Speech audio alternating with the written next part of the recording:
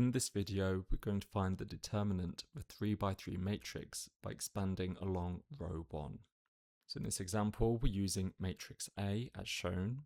To calculate the determinant, we use each entry in the first row and form its corresponding 2 by 2 minor. The cofactor signs along the first row follow the pattern plus, minus, plus. Let's construct the expansion. We begin with the first entry, 2. We bring down the 2, and we cross out the first row and the first column. The entries that remain form the first 2 by 2 minor. As we move to the second column has a negative cofactor sign. The second entry is -1, so we bring down -1. We cross out the first row and the second column. The remaining entries form a second 2 by 2 minor. As we move to the third column, the final cofactor sign is positive. The third entry is 3, so we bring down the 3, and we cross out the first row and the third column. The remaining entries form the final 2 by 2 minor. So we've now constructed the full expansion. Next, we'll evaluate all 3 of the 2 by 2 determinants.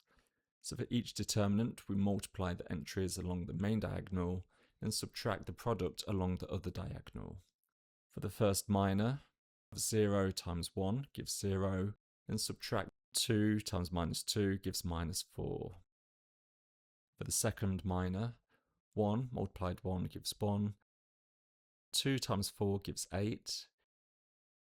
For the third minor, 1 times -2 gives -2, then subtract 0 times 4 gives 0. Now we simplify the values inside all 3 brackets. 0 minus -4 becomes 4, 1 minus 8 becomes -7, and -2 minus 0 remains -2. Next we carry out the multiplication.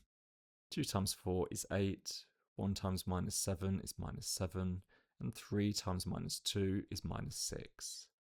So finally simplifying the expression gives -5. Therefore the determinant of the matrix A is -5.